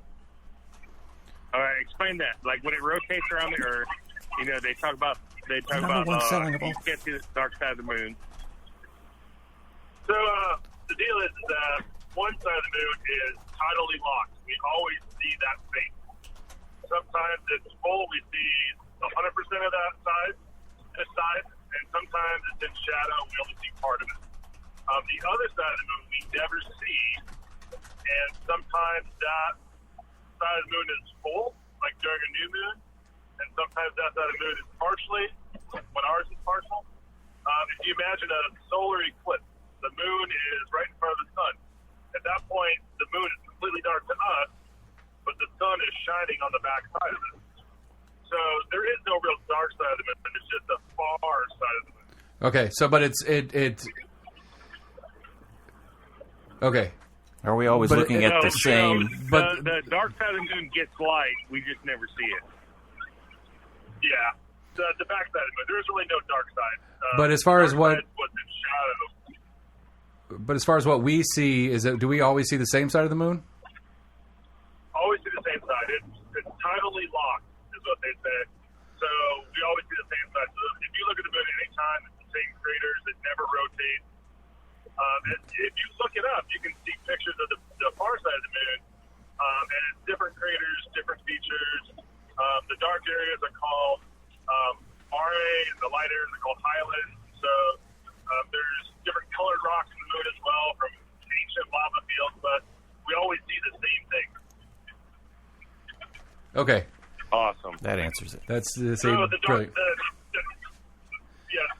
dark side of the moon is a misnomer. There is no dark side. Okay. It's just one of the best albums. It's just one of the best albums ever made. That's all that really matters. Okay. Big Floyd. That's great. Yeah. Oh yeah. Well, thanks, brother. Go to your party. He's for all you people listening. My brother's leaving Wyoming/Colorado here soon to be sailing on his sailboat for a lifetime. Nice. Yeah, follow us on Sailing Gradle on YouTube. Gradle with the G. Sailing Gradle. All right, I'll link your Facebook page in the show notes for everybody so they can find you. Hell yeah. All right. See you, brother. Good times. Thanks, man. See you later. So that's really the format. That's what we need to make the show into. We need to have a giant black book of experts. That's called Bob. We would spend an hour on I think it's this. I think it's this. Right, and then people. What little respect we've gained is he's a high school. Well, he just retired, high school teacher. Astronomy, geology, biology, chemistry. So that's kind of his background. Now he should know. Now he's a captain, which is enough title too. Now he's just a captain of a boat sailing around the world. Which he'll probably be doing a video blog of it for everybody if you want to follow him around the world. He does. He'll walk around. Getting a YouTube channel.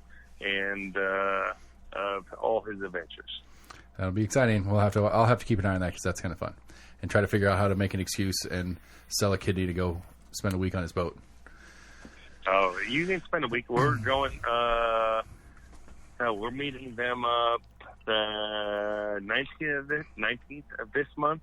We're gonna go spend a week on his boat. Like, we got to do some construction shit, and he's putting a new bimini on. I'm gonna help him with that, and then we're going sailing for a while. Hopefully, the bimini putting on only takes a day or two, and then we can go sailing for the next 8 days or whatever. And hopefully, you do a good job so their sailing stays, upright. And no, it's just like so on his big ass sailboat, it has like a vinyl covering. You can't really walk on it. And so for the last year, he's built fiberglass to replace the vinyl, so you can walk on it, because the main sail goes over that, and if you have to get to it, it's kind of hard. So he's built so it's like a hard shell. It's like a decking kind of thing, so you can move around better. Exactly. Gotcha. So you can walk on it. So we got to go install that. A couple weeks. Nice. Good times. I always wonder if you could walk on that. Is that just there to keep people from falling in between the... Well, no, they have it's a catamaran. So the pontoons are like 48 feet long, 8 feet wide, and then you have a space in between. Mm-hmm. And then up front, there's like a netting, which is kind of like you could lay on and go. But over the back part, where they're like the main cabin, right? So it's like lounge area, like the vinyl part's there for like shade and whatever. It's like just a sun cover. Yeah, exactly. But it's not to be stood on in the sense of it's a place to hang out. It's just your shade cover, but being able to get up there and stand on it so that you could do a repair or work on something would be the goal. Exactly. So that's why he did the fiberglass bimini over that part. So if you look at a basic, little fishing boat or whatever, you have a shade cover that's just vinyl. Put something on that where you can walk on the top of it. So that's what he did. Yeah, that's cool. Smart man. That makes sense. Okay, so we've learned how the moon works. yeah. That was like I thought it was always like fixed, but so what we see is always what we see. Right. So it doesn't mean it's the dark side. Right. The face that you see is always the face that just rotates around. Facing it'd be like me walking in a circle around you. If I walk straight, or if I walk facing, I'm not looking the same direction the whole time. I'm looking in, and so you always see my face. But if the light's behind me, the back of my head, dark side of the moon, is getting the light. That's what. Yeah, that makes sense. My analogy still not very good. So I thought it was interesting. I learned years ago. I went to go to like a big solar viewing where people had really high dollar telescopes, and we actually got to see Saturn and its rings, like looking through a telescope. But they also had some set up pointing directly at the moon. I didn't realize that you have to actually put a pretty decent light filter, or else you would blind yourself just looking at a magnified view of the moon. Huh? So I guess there's enough, sunlight bouncing off of it back to you. But I guess when we look at it from the ground, you don't need sunglasses on. But if you're looking through a high-powered telescope, they actually put a light filter on your lens. Huh. I was like, that's great. They're like, yeah, you'd go blind if we didn't have this on here. I'm like, well, I appreciate you doing that. Thank you much. I like seeing things. It's just like the solar eclipse, like when you have solar eclipse, and you're like, you can't look at it without glasses on, and it's like, same sun. How does it blocking it make it more intense? Because you see the outer edge. Well, you're never supposed to look directly at the sun. It doesn't matter if it's eclipsing or not. Hey, Trump looked at the eclipse and he was fine. Only for a second. I thought it was cool that eclipse that we had a couple of years back. That we were at my mom's house and we were out in the driveway watching. We all had our different glasses, or there's a little box you could make or whatever. Mm-hmm. But the coolest was there's a tree on the side of my mom's driveway, and if you put your hand within 6 inches of the leaves, as it filtered through the leaves, you could see the eclipse on your hand, really, like in the shadows of the leaves and stuff. And it wasn't like a leaf was covering a portion of it or anything. It was like hundreds of them. Like as you move your hand around between all these different gaps in the leaves or whatever, you could see it. I don't know exactly how the refraction I worked. agree with you. I understand exactly what you're saying because like we were at Anthony's house and he was in North City, and so you watch the trees and like the just looking at the ground, the leaves would have like a cutout. Yeah. It looked like a giant caterpillar. It looked like a giant caterpillar bit a chunk of all the leaves off at the same exact angle. Yeah, I remember my grandparents did that. Like poked a hole in a box. I didn't understand how did that worked. Yeah, I don't know. Call your brother back. Have him explain refraction to How us. does that work? Tell me how this. I thought that was like there is something cool about events like that. Yeah. Like where, you were in the North City, I was at my mom's house. Where were you? I was working. You were working? In West Knox. But like there's something about where like everything stopped. Like you could almost feel it in the air that like everybody all around you stopped what they were doing. Not just in like the group that we were with, but like their neighbors out, and like it was just the entire world was a little bit quieter. So dark. Right. The whole world was a little bit quieter for a second, and everybody was like everybody was in unison in this one event, and that there's something cool about that. Well, you know what? No, not everybody. Path of Totality only went so far. Because I got to hear from my wife on what she did. Solar glasses. We bought like 300 of them. Yeah. And then we sold out. And then we bought like another 200, and they sold out. And she's like, "I told you needed to buy like a shit ton." And I was like, "Yeah, you're right. We should have bought a shit ton." When they got close to it, people, like everybody wanted them. Yeah, we had people coming from across town that heard we had them. Yeah, it was crazy. Yeah, like I was like, "Damn it, you're right." I don't ever like to tell my wife she's right in this situation, but yeah, anytime there's something going on now, she's like, "Remember the solar glasses I told you to get?" Well, see, so next time she says one, we go full on board with it, and then when it fails, you'd be like, "Remember the time it failed?" Yeah, and exactly. just We throw need it. to do that. But it was, I mean, I'm on board. I will go. I think you're crazy, but let's do it because of the solar glasses one. I can't. Yeah. You have the track record. I have to take your word for it. We really could have made a couple $1,000s more selling solar glasses. Like, but I was at the point where like we bought these solar glasses and like Walmart selling solar glasses. Like, yeah, I was like, there's got to be 1 million solar glasses in Knox County. How are we going to sell? Yeah, like, how are we going to sell 500 more? Everybody's already got 2. Exactly. But no, we were wrong. Like, could have sold them for $20 a pop. We paid $1 for them. 5 days before the eclipse, but we missed out. Yep, that was crazy because I remember. Yeah, we were selling them for like $1.50. We were selling for nothing because we're like, yeah, she told us we had to do it, so we did it. But we just want them gone. We don't like. I don't want to get stuck with all these. Right. Exactly. And then we're like, oh like shit, we got stuck with. And then they were like $20 piece. Like people are like, shit, give me 4. That's cheap. Yeah. Yeah. The place down the street had them $35, and they only had 2 of them. Yeah, that was pretty nuts. But again, like I said, and yes, Sam, you're right. It wasn't everybody in the world at the same time, but at least that path of totality. That path of totality or whatever was significant. Cool name. And I don't know, like I said, you just kind of feel it. Like going back to what I jokingly started the show on. Like, I'm not a baseball fan, but like that's one of those things where that moment for that person and happened to be our team or whatever is just one of those things that you can't. Even though I'm not a big baseball fan, you can't see something like that and go, "That's cool." You have to. I mean, you can't say that's not cool. Like, there's no way you can be like, "Oh, that's stupid." Well, I'm surprised we were that close to losing against a team like that. True. You could be a UT fan. Like, I love University of Tennessee. Like, blah blah blah. And you don't not care about baseball throughout the year, and then that happens. You're like, Woo! "Yeah, that's my team." Yeah. You're like, wait. You didn't care about them. That 364 days a year, but that one day you're like, "Fuck yeah, that's my team." So I can't take full credit for this thought, but I stole a little bit off of one of the guys on Sports Animal. They were talking about this this coach we've got in baseball that's doing so great and all that stuff, and that he's one of the lower paid coaches in the SEC, and in talks with the university, he's like, I'd like to get paid more or whatever, but we need better facilities. If we want to keep this program on the go, we need better facilities. So potentially we're going to be building 2 baseball stadiums in Knox County at the same time. We talked about this a little bit yesterday as far as, not sharing. I don't think UT is going to share their stadium.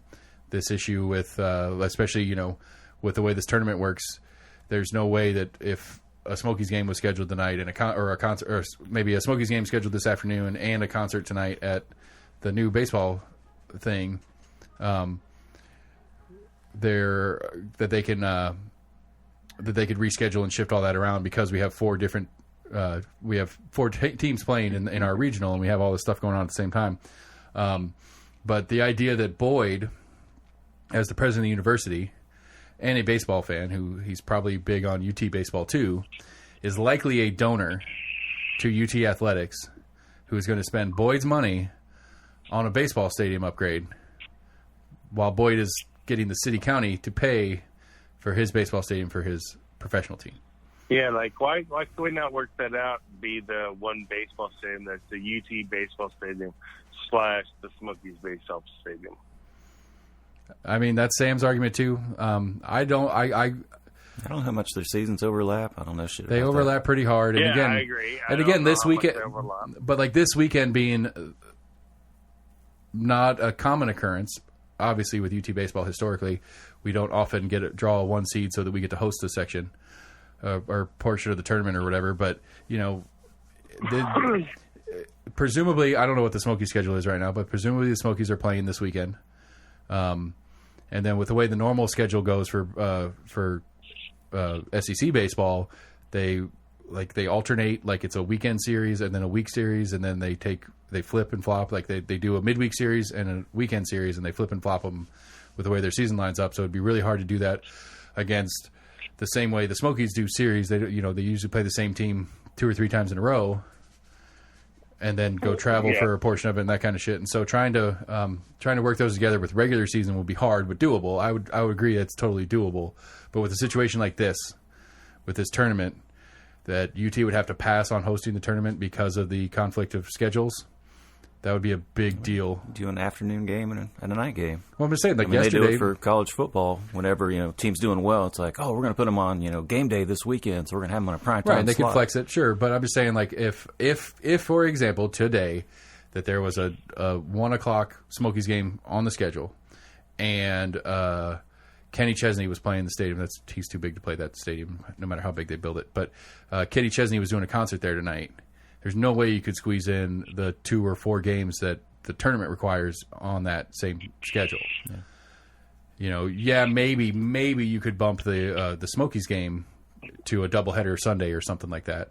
But hell, the tournament's still going on Sunday too. So in layman terms, is you have all this stuff like Kenny Chesney scheduled out a year in advance or whatever, and then Tennessee ends up winning their SEC championship or whatever and host this stuff. Now they got to change. Right. And yeah, I gotcha. There's just and then again, all that goes off of if Boyd Sports operates the stadium with a lot more things than just Smokies games. If it was, we have this soccer team that's supposedly on board. We'll see how that goes. If that, AC and I are going to try to get an ultimate team playing out of the stadium. That's on our to-do list. So trying to get all these other bits and bobs on board and trying to do that scheduling. I mean, and at some level they do. Could you imagine the Civic, the Ice Bears and Tennessee basketball sharing a stadium? Yeah, it's weird. How complicated that would get. I mean, I would assume it'd be fun to meet the people that have to do with the scheduling. I would assume it's real hard to be the UT basketball or the Thompson Bowling scheduling crew, because you got UT basketball, UT both male and female basketballs. You have special events that come through, and trying to schedule all that stuff out with where basketball tournament wise, either men's or women's doesn't do the same hosting thing. because it's always a fixed neutral site. Kind of, it's always in Nashville or Atlanta or whatever when they get the basketball tournament. But if you added that, if your team is the best in it, they're going to be hosting a portion of the tournament kind of thing, and you're trying to schedule, a residency set for Garth Brooks like he did a couple years ago, where he plays 4 or 5 nights in a row. But all of a sudden, all of a sudden, the ladies win their division or whatever, and end up being a host for a thing. It's like, how do you possibly pull that off? He played Nayland. Well, I'm sure he played Thompson too.